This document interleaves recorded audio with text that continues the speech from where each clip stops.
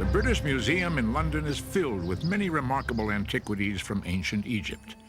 Among their treasures are 3,000-year-old mummies and colossal statues honoring great pharaohs. But there is one item that is more valuable than all the rest.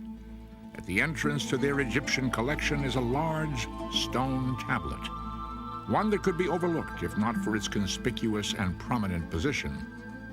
It's known as the Rosetta Stone, one of the most important treasures of all time.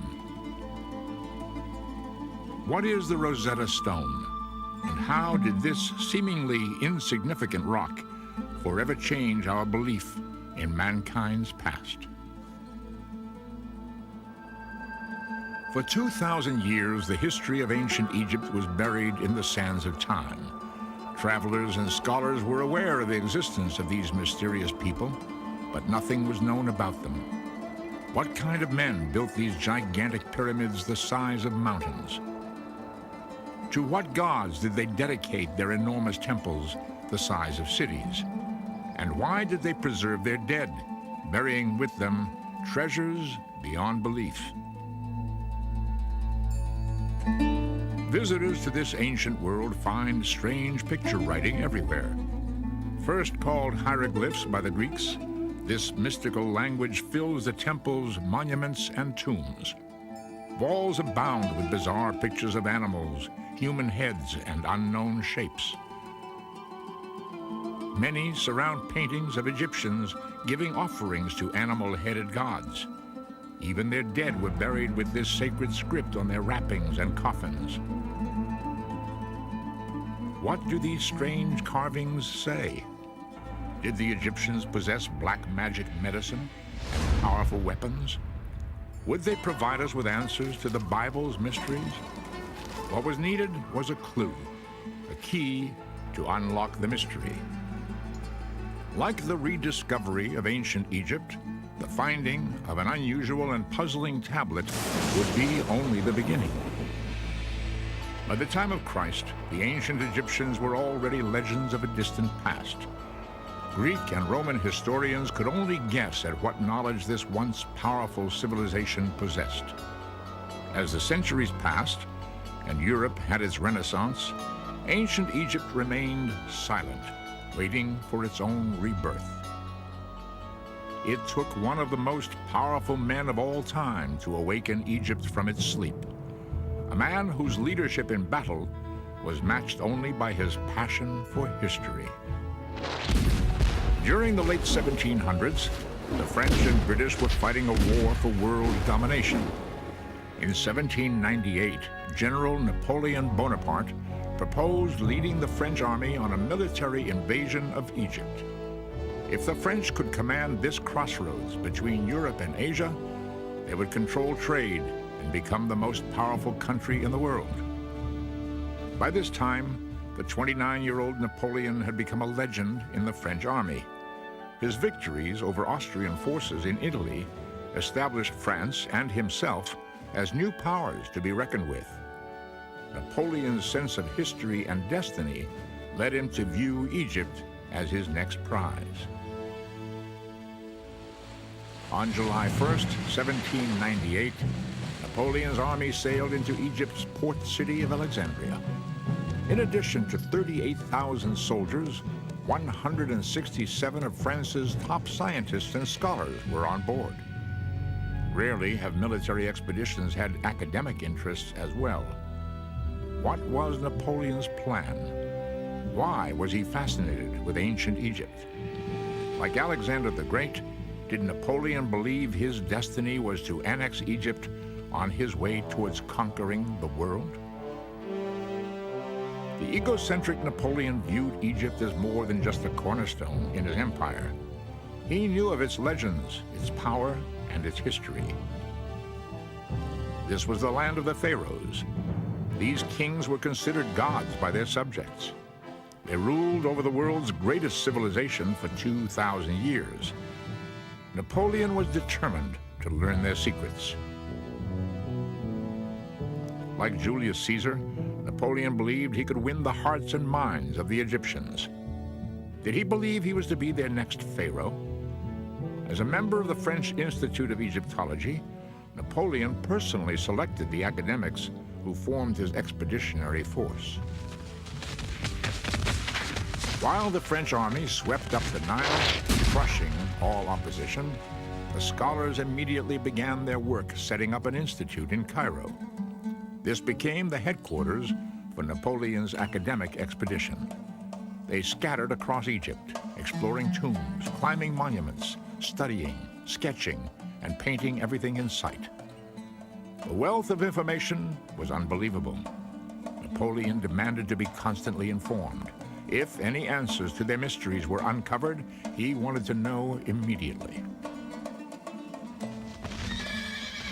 While Napoleon's men were busy annexing both Egypt's land and antiquities, England would not stand idly by. Within weeks, the British Navy attacked the French, destroying their ships and laying a 2-year-long siege on Napoleon's men. Napoleon himself eventually snuck past the blockade and back to France. His hopes for ruling the world were dashed. As the abandoned French army fought to stay alive, the scientists and scholars were giving birth to modern Egyptology. Racing against their inevitable removal by the British, they stepped up their efforts to copy and analyze as much as possible. The answers to these dormant mysteries had to be found. Ironically, it was neither a scientist nor a scholar, but a soldier who made the most important discovery of all. In mid-July 1799, as the long siege wore on, the French continued bolstering their defenses. Situated along the Nile as it enters the Mediterranean Sea is a town called Rosetta. In order to rebuild the town's old Arabic fort, men under the command of Lieutenant Pierre Bouchard started to reconstruct the walls. Arabs commonly took material from ancient temples and used them in their own buildings. Unnoticed in these walls, buried since the time of the pharaohs, was a large stone tablet. While the soldiers tore down the fort's walls, the tablet was stumbled upon. Immediately, the soldiers noticed something strange and potentially valuable. Carved on this dusty stone were 3 types of writing: Greek, a common Egyptian script called demonic, and hieroglyphs. The stone was a kind of magical discovery, and I think it is a piece of extraordinary luck that whoever was there had the perspicacity and the interest to say, gosh, you know, what have we got here? Could be important, key to the hieroglyphs. One can imagine that a less well-informed officer might have said, oh, no, it's just an old stone, build it into the fort. People have often said, you know, thank God it was a French officer, not a British officer, because, you know, they were perhaps a little more intellectually minded. Dubbed the Rosetta Stone, it measured 3 feet 9 inches high and 2 feet 4 inches wide. It weighed nearly 1,500 pounds. French General Jacques Menu ordered it sent to the Institute in Cairo to have the Greek translated. What did it say? Could the Greek be used to translate hieroglyphs? The discovery caused an immediate sensation. The Greek language was understood, so scholars quickly translated the text. It was a decree honoring a Greek pharaoh, Ptolemy V, on his 1-year anniversary.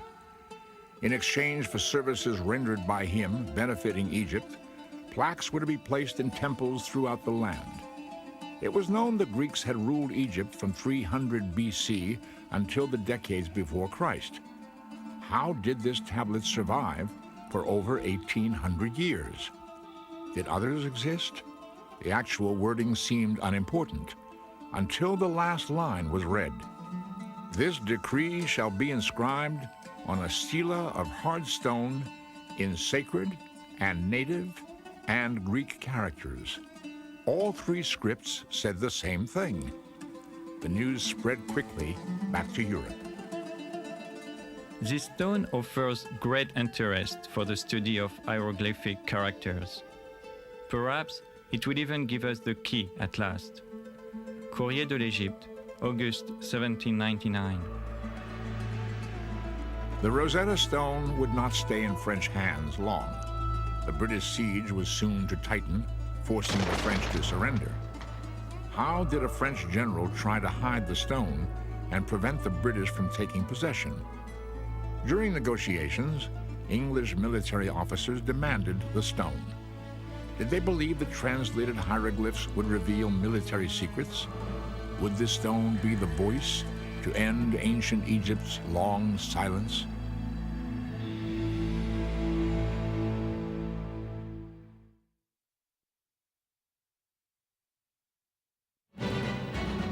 Napoleon's two-year military campaign in Egypt was a complete disaster.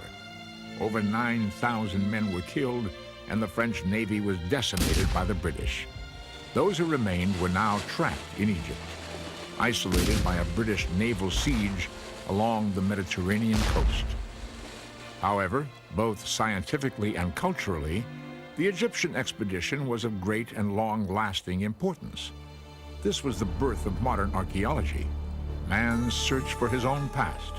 And with the discovery of the Rosetta Stone, it seemed as if the great secrets of Egypt would be finally revealed. The door was now poised to be opened onto this long, silent land of magic and mystery. The looming deciphering of the hieroglyphs was keenly watched by both the French and English military. French officers in Egypt knew firsthand the power and glory of the ancient Egyptians. The indisputable evidence was before their eyes. The pyramids and temples were obviously built by a great and advanced civilization. If the Rosetta Stone could be used to translate their language, might Egypt's former glory be resurrected and become that of France? How quickly could the French decipher the stone and thus read the hieroglyphs? Would the code be cracked before the British forced their surrender? Under military orders, scholars at the Institute raced to complete the deciphering. The Rosetta Stone had 3 texts written on it, each in a different script. Reading top to bottom, they were hieroglyphs, demonic, and Greek. The Greek section told of the tablet having the same information written in all 3. While Greek was easily understood, several obstacles stood in the way of using it to translate the 2 Egyptian scripts. First and foremost, nobody had been able to speak or read either Egyptian language for almost 2,000 years. The French had no idea as to what any of the Egyptian symbols or words meant. Were the signs phonetic, like an alphabet, or were they pictorial, like Chinese character writing? Without any clues, they had to start from scratch. A second hurdle was that the stone was broken at the top and sides. The hieroglyphic section at the top was the most damaged. Only 14 lines of text existed. The demonic section in the middle had all of its 32 lines of text, but was broken along the right side. The Greek section consisted of 54 lines. The frustrated French had no way of knowing which words or lines of text matched up with which Greek words. As it turned out, time was not on their side. In August 1801, 2 years after the discovery of the Rosetta Stone, the English ended their siege, attacking and forcing the French to surrender Egypt. As part of the withdrawal agreement, French military officers were allowed to keep all their personal possessions, but the Institute in Cairo had to hand over all of their discoveries. The academics were furious. What right did the British military officers have to abscond with the legacy of the past? Egypt belonged to mankind. What would become of these priceless treasures? When the British got the French to surrender at Alexandria, the Rosetta Stone was already famous, although I think it was more famous in France than it was in Britain. But it was certainly regarded as one of the spoils of war, and it was regarded as one of the fruits of the British victory. The French were distinctly reluctant to let the stone out of their hands and hid it away, trying to pretend they hadn't got it. You are taking from us our collections, our drawings, our copies of hieroglyphs. But who will give you the key to all that? Without us, this material is a dead language that neither you nor your scientists can understand. Sooner than permit this vandalous spoliation, we will destroy our property. We will scatter it amid the sands and throw it into the sea. If it is celebrity you are aiming for, very well. You can count on the long memory of history. You too will have burnt a library in Alexandria. Member of the French Institute in Cairo, 1801. General Jacques Menu, now in command after Napoleon's flight back to France, attempted to keep the Rosetta Stone in French hands. After failing in an attempt to smuggle the stone out of Egypt by ship, Menu had it wrapped in cloth and hidden among his private possessions. If confronted, Menu would claim it was his personal property and thus exempt from forfeiture. Knowing the French would try to slip the Rosetta Stone out of the country, the British military brought in William Hamilton from Greece to Egypt. He had an eye for the antiquities of the world. While in Greece, he was instrumental in acquiring the Elgin marbles from the Parthenon in Athens. The British knew he would not leave Egypt without more treasures for the king. Hamilton and the British military suspected Menu of hiding the stone. When confronted at his home in Alexandria, Menu protested vigorously his right to keep the stone, but the British officers were insistent. At the point of a gun, Menu agreed the French were on the losing end of this battle. Rather than destroy the stone, Menu agreed the British were stronger and had won the right to this most valuable of trophies. William Hamilton confirmed the stone was authentic, and the British Army finally took possession of their prize. The Rosetta Stone was immediately shipped back to England, arriving in February 1802. England now had the key, but the French had made copies. The race began in earnest now to see who would decipher its cryptic mysteries first. With all the power and riches of Egypt at hand, fame and glory was destined to the man who found the key. As nations watched, top scholars battled each other to be the one who opened the door. How did bitter rivalries develop between friends? Who were the men who tried and failed to crack the code? Would the Rosetta Stone ever reveal its answers? While ancient Egypt was being rediscovered by the French and English, significant events were unfolding in other parts of the world.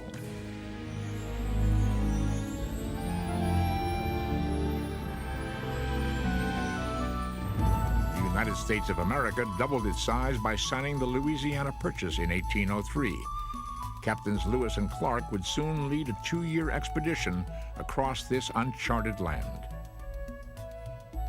Thomas Elgin captured the public's imagination when he arranged to take sculptures from the Parthenon in Greece and have them shipped to England. And in China, after nearly 4,000 years of rule, the dynastic era was nearing its end. The Manchu dynasty would be its last.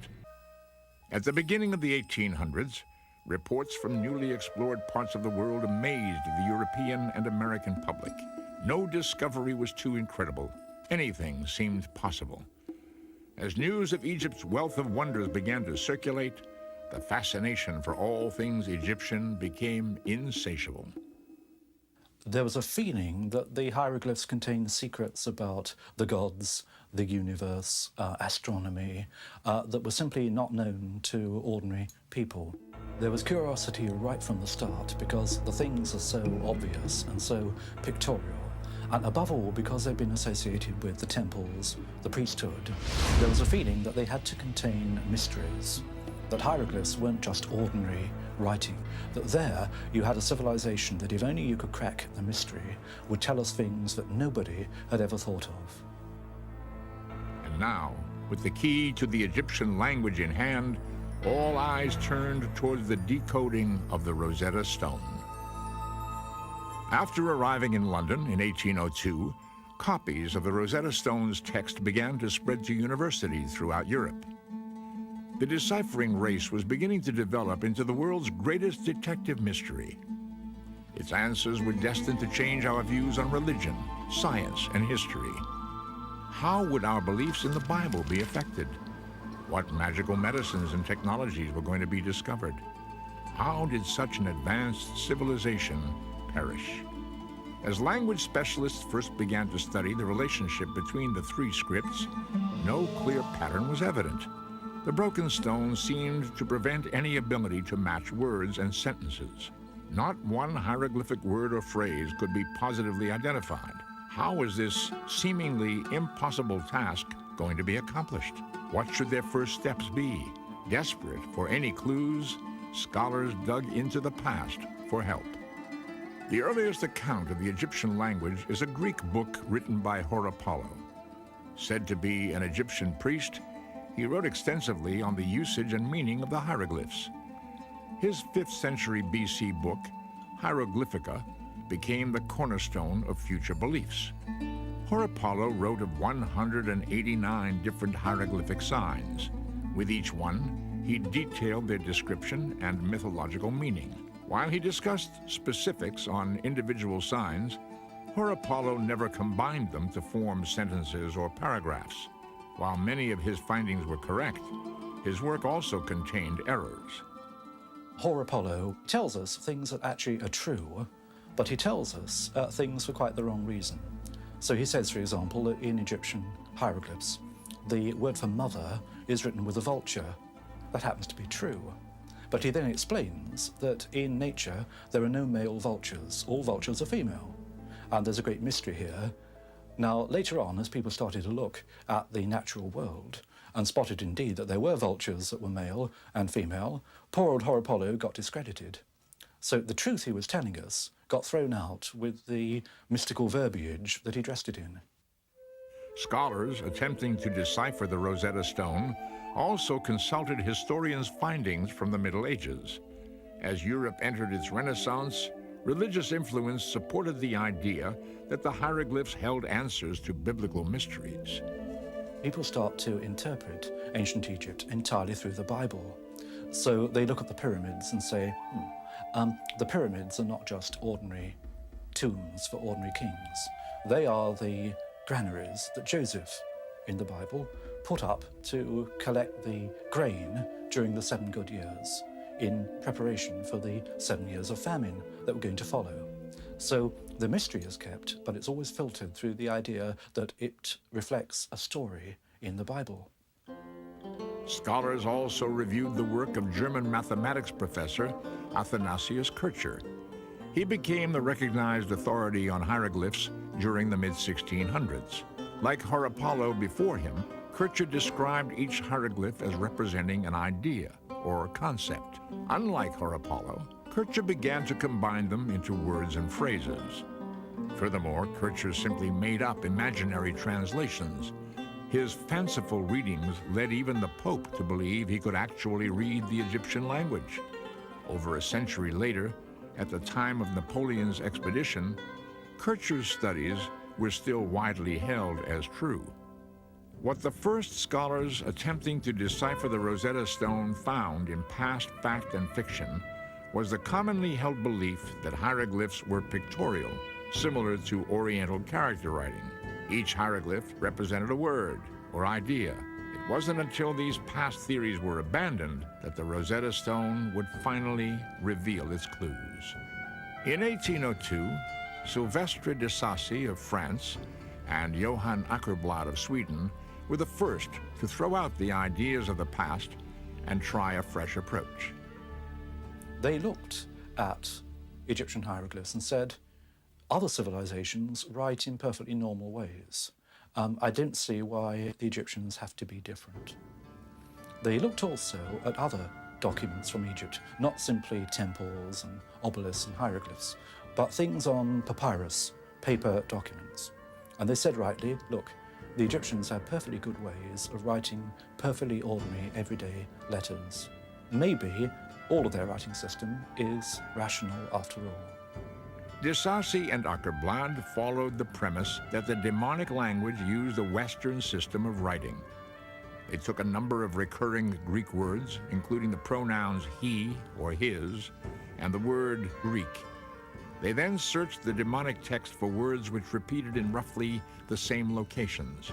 They verified that wherever these words occurred in Greek, they appeared in a similar pattern in the demonic. What these pioneers did was to begin to prove that the script was not just a symbolic script, that there were signs that meant individual letters, stood for individual letters. You no longer looked at it as something esoteric and full of hidden meaning. Although their first step at translating the demonic text was somewhat promising, de Sacy and Akerblad gave up, having failed to crack the hieroglyphic code. 3 years after the Rosetta Stone's discovery, opening the window onto Egypt's secrets was proving to be far more complex than anyone had thought. The greatest minds of Europe were beginning to think the mysteries of Egypt would stay hidden forever. Following de Sacy and Akerblad's attempt, more than a decade passed without any further serious efforts. Although the public's fascination with ancient Egypt continued to grow, the Rosetta Stone was all but forgotten. For those thinking of trying to decipher the hieroglyphs, the failure of de Sacy and Akerblad proved an intimidating legacy. There was a feeling, as with most decipherments, that it's a big prize but also a big risk. You could end up covering yourself with glory, and you could end up making a really big fool of yourself.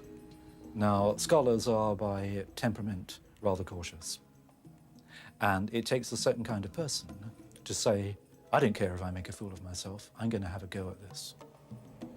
Up next, the race heats up again as a wealthy scientist from England battles a young, obsessed French scholar to find the key.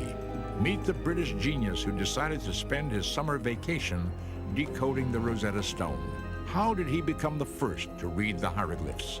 Also, discover the legend surrounding a sorcerer's prediction that a small-town boy would be the one to bring light to the past.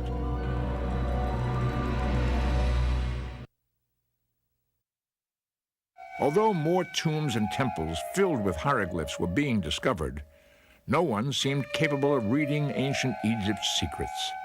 This magical language seemed destined to stay buried forever. As the 15th anniversary of the discovery of the Rosetta Stone came and went, no further progress had been made on its deciphering. Although past failures at cracking its riddle seemed to prevent any future serious efforts, two men would soon step forward, each one claiming they were the first to turn the key. In the summer of 1814, a 41-year-old physician, physicist, and linguist from London took a copy of the Rosetta Stone to his country home. He decided to spend his summer vacation mulling over its puzzle. This time, the Rosetta Stone would begin to speak. Thomas Young was one of the most remarkable people that Britain has ever produced. If you do a list of his achievements, it is quite amazing. He looked at the question of light and how that works, and he comes up with the wave theory of light, which is the foundation of a lot of modern physics. He is interested in the human eye. He's interested in how it sees color. He's interested in perception. And his notions of the human eye are at the basis of a lot of modern optics. This man was probably the most brilliant problem solver that Britain has ever produced. Young felt much of the mysticism surrounding ancient Egypt was nonsense. He did not believe secrets to the universe were going to be discovered. What attracted him to the Rosetta Stone was that it was a problem, an unsolved mystery, and he wanted a chance to crack it. Young began by concentrating on the words graphically. He located lines in the Greek text which had words occurring more than once. He then attempted to find lines in the demonic text which had groups of symbols repeated these same numbers of times. Using this matching system, Young was systematically able to identify 86 demonic translations, including the words king, Ptolemy, and Egypt. Where de Sacy and Akerblad had stopped, Young's initial success led him to continue his efforts. Egyptologists had long been fascinated by the hieroglyphs that were surrounded by ovals. Called cartouches, they seemed to be placed strategically in and around the temples and tombs. A few Egyptologists had begun to speculate that a cartouche contained the name of a pharaoh or member of the royal family. Young used this knowledge to work on the theory that the cartouches on the Rosetta Stone would contain the name Ptolemy. The tablet was honoring him, so his name should be in the cartouches in the hieroglyphic section. Young further surmised that because Ptolemy was a Greek name, the Egyptians would have to write his name phonetically. If the hieroglyphs were pictorial, they would not contain symbols for foreign names or words. 4 years after he began, Young correctly matched the Greek letters in the name Ptolemy with the hieroglyphs inside one of the cartouches.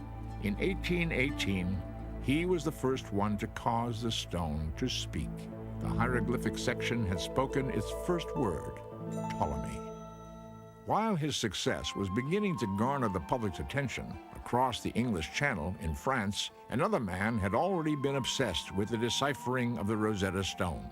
A man Young would initially encourage and then later regret having helped at all. Thomas Young's work was well known, not only in England, but also in other countries. What's more, he sent copies of his work to various scholars up and down the continent, and particularly to Paris. And copies of Young's work were sent to Sylvestre de Sacy. One day, de Sacy showed a copy of Young's work to a young Frenchman, and the name of the Frenchman was Jean-François Champollion. Jean-François Champollion's destiny seemed tied to the Rosetta Stone from birth. French legend describes how his bedridden mother was visited by a sorcerer months before Jean-François was born. Looking into the eyes of this sickly woman, the sorcerer saw the past being connected with the future. He predicted this woman's unborn son would be the one to bring light onto the centuries of the past. Champollion was born in Figeac, France, 1790, to a small-town bookseller. When he was 11 and living in a boarding school in Grenoble, news of Napoleon's expedition to Egypt captured the imagination of France. Champollion's older brother, Jacques-Joseph, read tales of Egypt's glories and mysteries to his younger brother.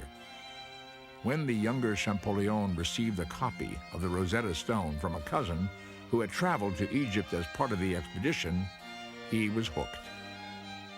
Young Jean-François made it his goal to read the hieroglyphs, and that, of course, meant cracking the Rosetta Stone. All his early training was devoted with that in mind. He soon paid little attention to his other studies. Languages were his all-consuming obsession. His studies became focused on Oriental and Middle Eastern languages, especially Coptic. Coptic had been a language spoken by Christians in Egypt and written in Greek.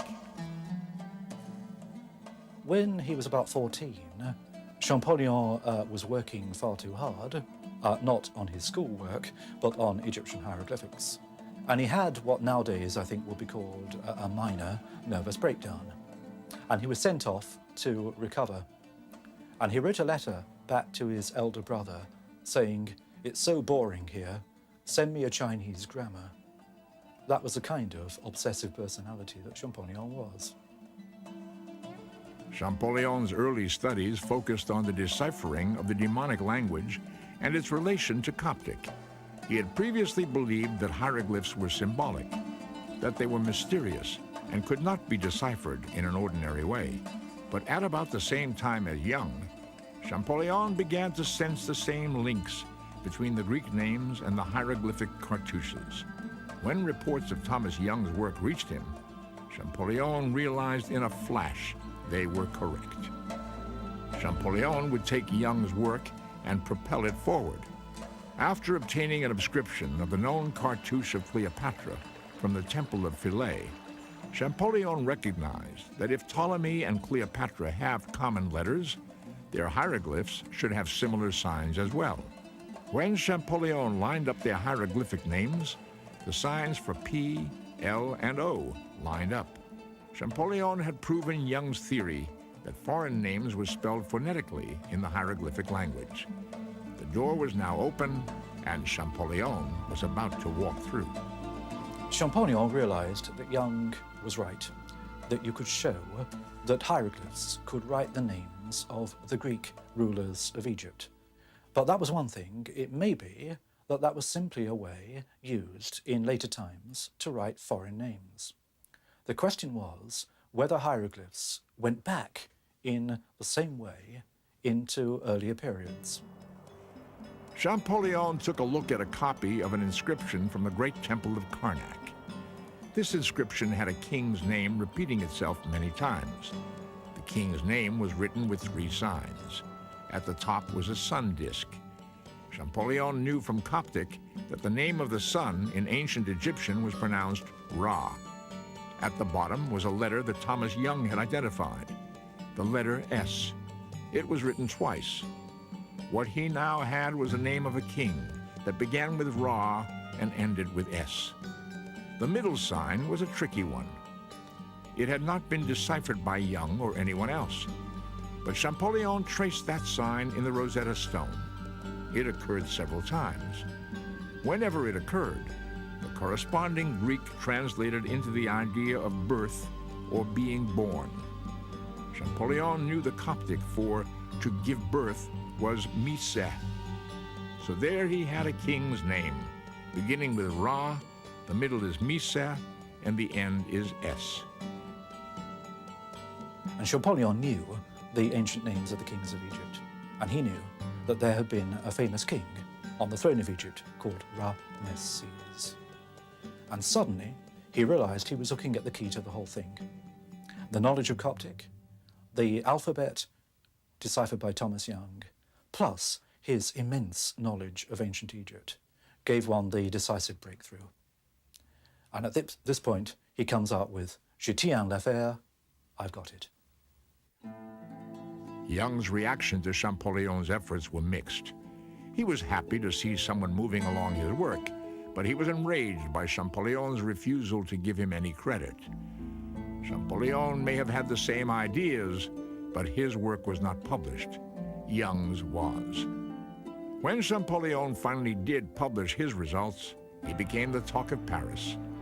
All of France celebrated the fact that a Frenchman had deciphered the hieroglyphs first. But Champollion couldn't be bothered with such controversy. His tremendous work ethic only grew as his efforts continued with astounding tenacity and speed. He was now determined to compile a complete list of all pharaohs and the dates they held power. By 1824, Champollion had built a hieroglyphic alphabet containing 21 letters. All of Champollion's work was done sitting behind a desk, using copies of inscriptions others had provided. What would happen when he traveled to Egypt and looked at the hieroglyphs firsthand? Could he really make the hieroglyphs speak? What would they finally say?